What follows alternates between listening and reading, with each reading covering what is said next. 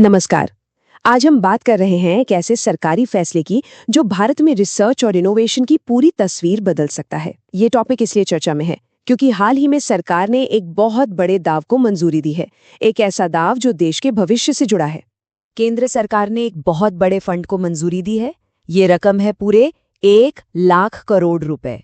तो जाहिर है सवाल उठता है कि आखिर इतना सारा पैसा कहाँ जाने वाला है, इसकी जरूरत क्यों पड़ी, और सबसे जरूरी बात, ये भारत के इनोवेशन के माहौल को कैसे बदलेगा।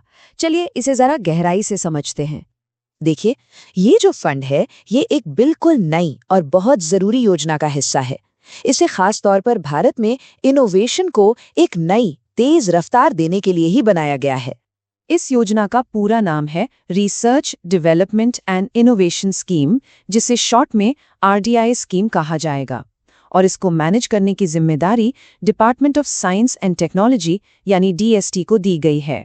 तो चलिए सबसे पहले यही समझते हैं कि ये RDI स्कीम आखिर है क्या और इसका असली मकसद क्या है।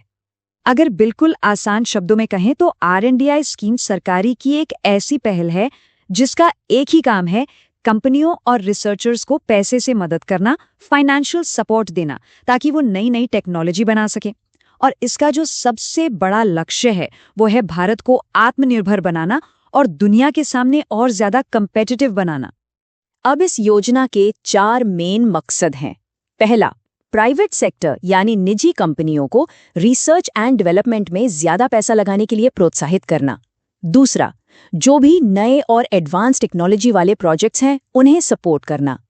तीसरा, भारत के लिए जो रणनीतिक रूप से जरूरी टेक्नोलॉजी है उन्हें देश में ही डेवलप करना।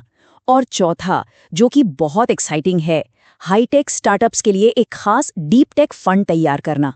लेकिन सवाल ये है कि सरकार को इतनी बड़ी योजना लाने की जरूरत पड़ी ही क्यों?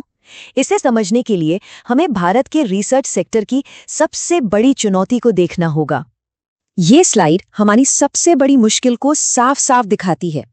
भारत अपनी GDP का सिर्फ 0.7% ही R&D यानी रिसर्च पर खर्च करता है, जबकि पूरी दुनिया का औसत लगभग 2.0% है। मतलब हम दुनिया के औसत से करीब करीब 3 गुना कम खर्च कर रहे हैं, और ये एक बहुत बड़ा गैप है। और इस कम खर्च के पीछे कई बड़ी सिस्टमैटिक प्रॉब्लम है। सोचिए, ये एक गाड़ी की तरह है जिसके कई जरूरी हिस्से ठीक से काम नहीं कर रहे, जैसे प्राइवेट कंपनियों का कम पैसा लगाना, यूनिवर्सिटी और इंडस्ट्री के बीच में तालमेल की भारी कमी, और हमारे साइंटिस्ट के लिए अच्छे इंसेंटिव्स का ना होना।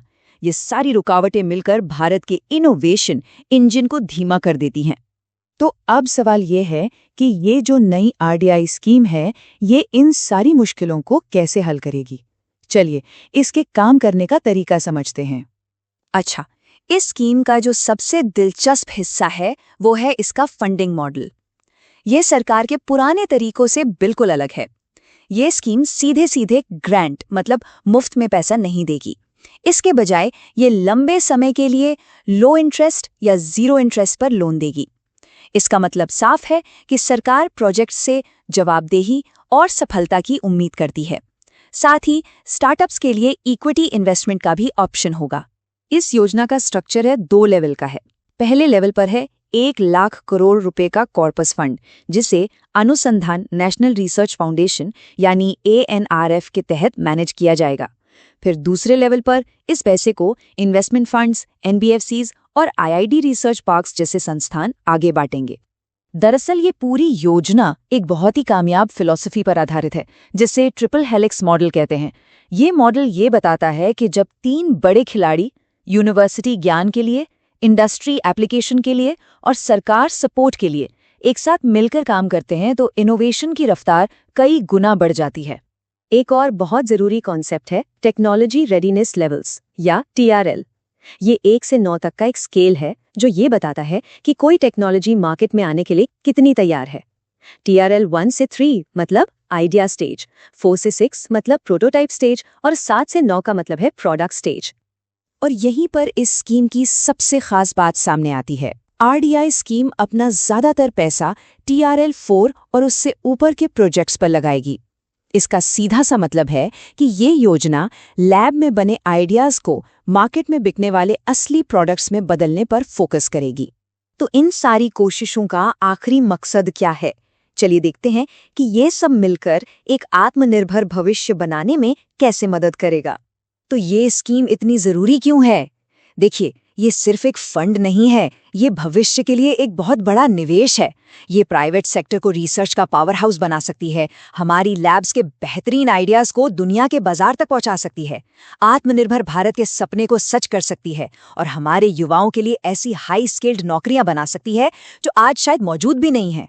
हाँ, ये बात भी सही है कि ये स्कीम एक शानदार शुरुआत तो है, लेकिन ये मंजिल नहीं है।